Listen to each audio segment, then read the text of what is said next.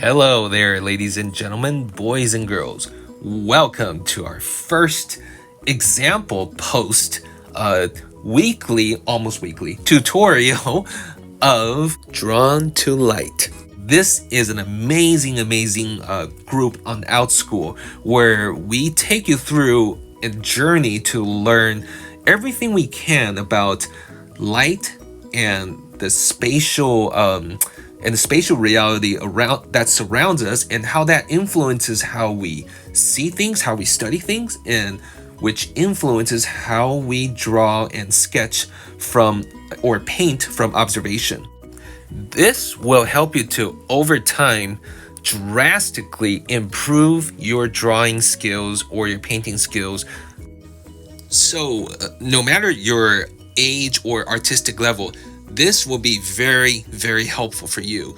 It will help you build your foundation from the ground up as a visual artist and a visual designer.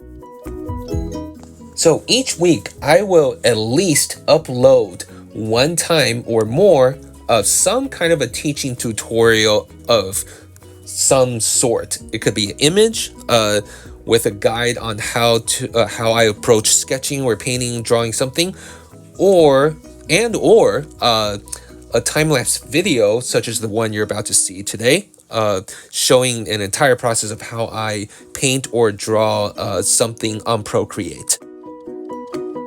A little info about this scene you're looking at. This is actually painted partly on location at a place called Dacun, which is near Taichung City, which is in Taiwan. If you don't know where Taiwan is, just know that it is not Thailand. Okay, dad joke. We had the privilege of visiting this part of Taiwan, thanks in large part to our local pastor friends who are Pastor Matthew and Pastor Josh, who graciously spent their time along with almost like their entire church. It feels, and they took us out for days of just outing and just sightseeing all across, the Taichung area. And we were feeding cows. My kids were like so excited and whatnot. And at the ranch where we were feeding the cows, and I just turned back from the ranch, and I just noticed this patch of rice paddies and farmland, and I just feel it just looks so beautiful. I just feel like, what? I had my iPad, I had my Apple Pencil. Why not spend some time trying to capture at least some of that? So that's how I got started.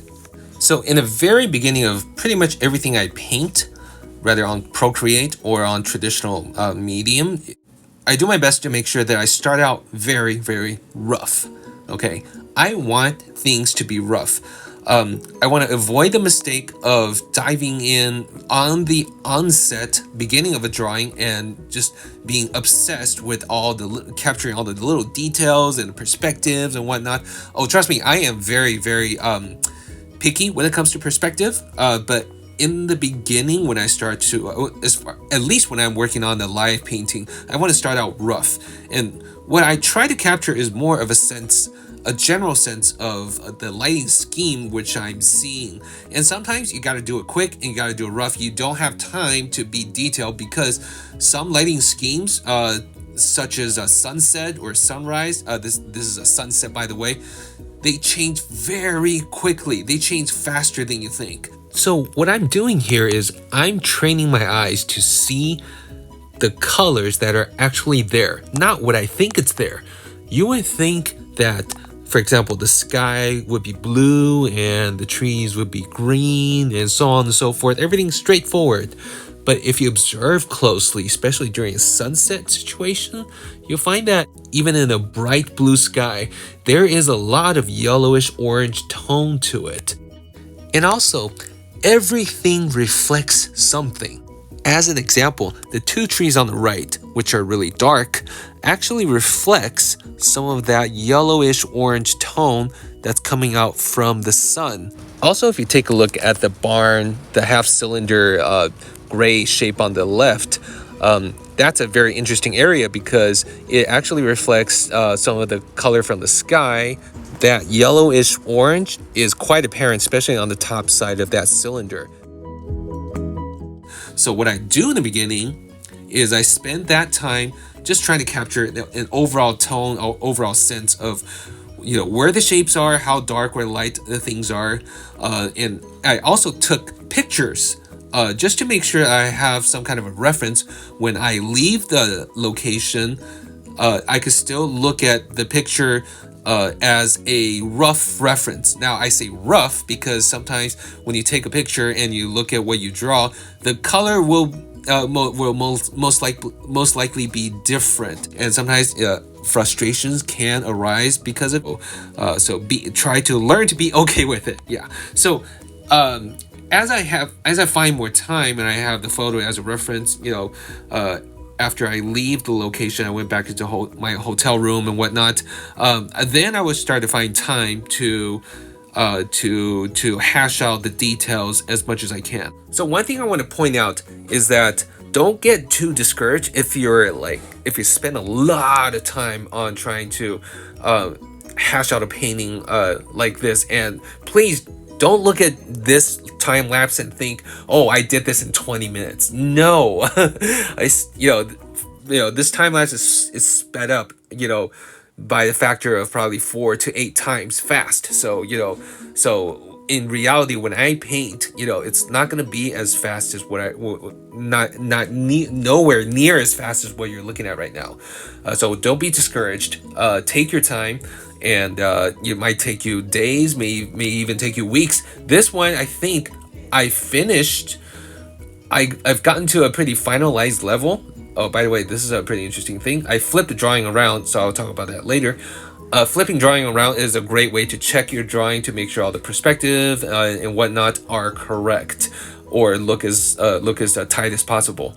Yeah, it takes time to make a lot of mistakes, and going back and forth and between the mistakes, paint over your mistakes and whatnot. So please don't feel discouraged if you have to do that a lot. I did that a lot. I spent a whole entire week just to try to detail this painting. Now, I didn't spend the whole day painting. Most of the time I find time, 5 minutes here, 10 minutes there, 20 minutes here, whatnot. But this amounted to, this it's spread it out over about 7 to 8 days worth of work.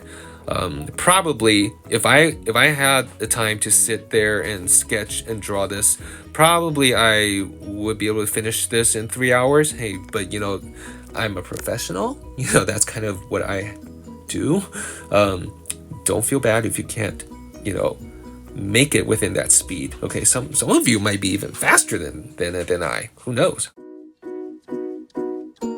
Last point I want to make for making a plein air painting like this on location is, am I capturing or seeing what is actually there, or am I painting something that's straight out from my mind? Basically, am I painting something that I think it's there instead of really, really there? And I have to say, painting or drawing something that is there and based on my observation instead of just my imagination alone is one of the greatest challenge I have as an artist, even as a professional. The challenge of catching light. The challenge of chasing light and capturing it is not only changing my artistic and visual art life, it's changing my life in general. And from what I learned through this process of catching light, I just wanted to share a little bit of that with you. And my hope is that you would come along with me in this journey together as we learn what it takes, what it's like to be on the journey of catching light, being drawn to light. As an artist, as a designer, as a creative person, and as a person of immense value. Anyways, thanks so much for joining me in this first time-lapse tutorial of Drawn to Light.